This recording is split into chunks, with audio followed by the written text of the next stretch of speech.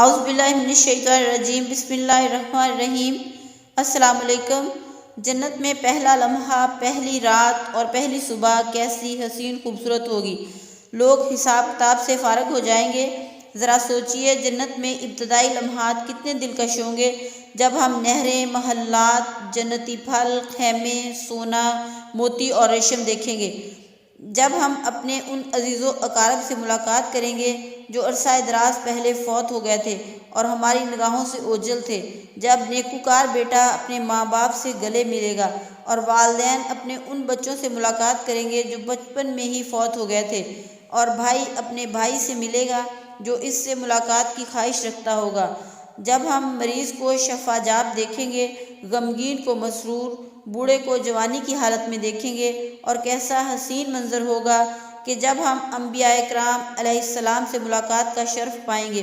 صحابہ کرام رضوان اللہ علیہم کو سلام پیش کریں گے، شہداء اسلام کی زیارت کریں گے اور جاگتی آنکھوں سے فرشتوں کو دیکھیں گے۔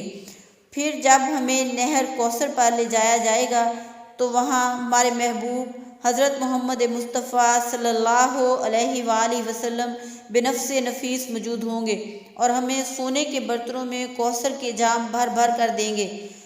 جسے ایک بار پینے کے بعد کبھی پیاس نہیں لگے گی، اور ہمیں بتایا جا رہا ہوگا کہ یہ ابو بکر صدیق رضی اللہ تعالیٰ عنہ ہیں، وہ دیکھو وہاں سے عمر رضی اللہ تعالیٰ عنہ آ رہے ہیں،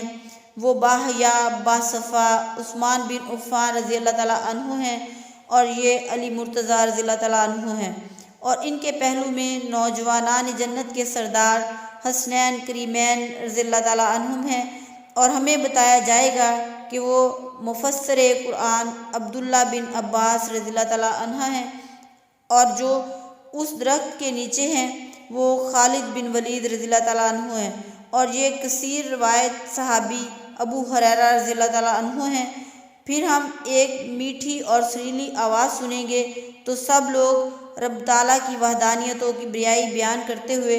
صاحب آواز کے بارے میں پوچھیں گے تو فوراً بتایا جائے گا کہ اللہ کے جلیل القدر نبی داؤد علیہ السلام ہیں۔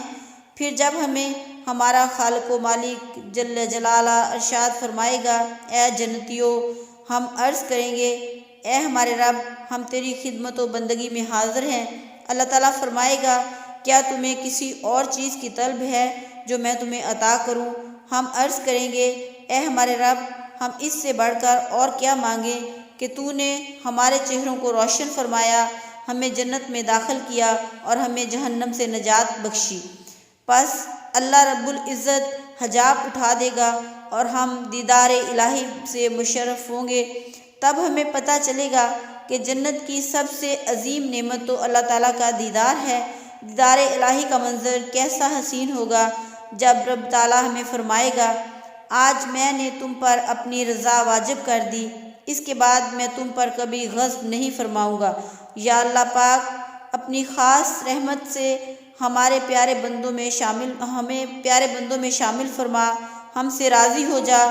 ہمیں دین، دنیا اور آخرت کی تمام بھلائیاں عطا فرما، ہمارے لیے دین اسلام پر عمل کرنے کی توفیق عطا فرما، ہمیں دین اسلام پر استقامت عطا فرما، مرنے سے پہلے ہماری توبہ قبول فرمانا اور ہمیں جنت الفردوس میں اعلیٰ مقام عطا فرمانا۔ آمین ثم آمین یا رب العالمین۔